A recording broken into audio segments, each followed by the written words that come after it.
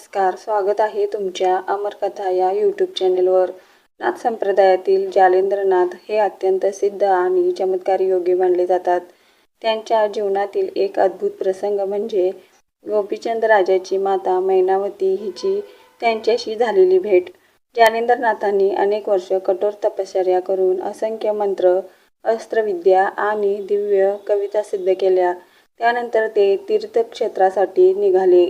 त्यांच्या डोक्यावर गवताचा मोठा भारा असे, पण तो त्यांच्या मस्तकाला स्पर्शही करत नसे। तो हवेत तरंगत असल्यासारखा दिसे। हे दृश्य पाहून लोक आश्चर्यचकित होत। अशाच प्रकारे भ्रमण करत ते गौड बंगालातील हेलापट्टण नगरीत आले। तेथे राजा गोपीचंद राज्य करत होता। एके दिवशी राजमहालाच्या गच्चीवरून शहर पाहताना त्याची माता मैनावती हिने जालेंद्रनाथांना पाहिले। डोक्यावरचा भारा आधाराशिवाय हवेत तरंगत असल्याचे पाहून ती थक्क झाली। तिच्या मनात विचार आला की हा साधा योगी नसून महान सिद्धपुरुष आहे। त्यांना गुरु करून जीवनाचे सार्थक करावे, असा तिने निश्चय केला। तिने आपल्या विश्वासू दासीला त्या योगीचा शोध घेण्यास सांगितले। दासीने जालेंद्रनाथांचा पाठलाग केला आणि ते शहरातील एका घाणेरड्या व निर्जन ठिकाणी राहतात हे पाहून ती परत आली। त्या रात्री मैनावती फळे आणि पक्वान्ने घेऊन दासीसह जालेंद्रनाथांच्या भेटीस गेली। तिने त्यांच्या चरणी मस्तक ठेवून गुरुपदेशाची विनंती केली, परंतु जालेंद्रनाथांनी तिची परीक्षा घेण्याचे ठरवले। त्यांनी तिचा अपमान केला, रागाने बोलले, दगड फेकले, शिव्याही दिल्या, पण मैनावतीचा निर्धार ढळला नाही। तिला खात्री होती की या महान योगीच्या चरणी मरण आले तरी मोक्ष मिळेल। तिची निष्ठा पाहून जालेंद्रनाथांनी तिची चौकशी केली।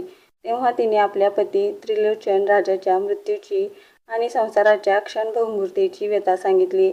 मला मृत्यूच्या भयातून मुक्त करा, अशी विनंती तिने केली। जालेंद्रनाथांनी तिला परत जाण्यास सांगितले, पण मैनावती दररोज रात्री येऊन त्यांची सेवा करू लागली। तब्बल 6 महिने तिने अखंड श्रद्धेने त्यांचे चरण दाबले, सेवा केली आणि गुरुकृपेची वाट पाहिली। एके दिवशी जालेंद्रनाथांनी तिची अंतिम परीक्षा घेतली। त्यांनी मायावी भ्रमर निर्माण केला। तो भ्रमर तिच्या मांडीखाली शिरला आणि तिची मांडी रक्तबंबाळ केली। असह्य वेदना होत असूनही मैनावती हलली नाही। तिची अढळ श्रद्धा आणि गुरुभक्ती पाहून जालेंद्रनाथ प्रसन्न झाले। त्यांनी तिला दिव्य मंत्रोपदेश दिला। त्या मंत्रशक्तीने तिचे तेज आणि कांती दिव्य झाली। यानंतर जालेंद्रनाथांनी तिला संजीवन मंत्राची दीक्षा दिली आणि अमरत्वाचे वरदान प्रदान केले। जसे भगवान श्रीरामांनी विभीषणाला अमरत्व दिले होते, तसेच जालेंद्रनाथांनी मैनावतीलाही अमरत्व बहाल केले। अशा प्रकारे मैनावतीची गुरुभक्ती सफल झाली आणि ती नाथ संप्रदायातील एक महान भक्त म्हणून ओळखू जाऊ लागली। या कथेतून आपल्याला श्रद्धा, संयम आणि गुरुभक्तीचे महत्त्व समजते। व्हिडिओ आवडला असेल तर लाईक करा, शेअर करा आणि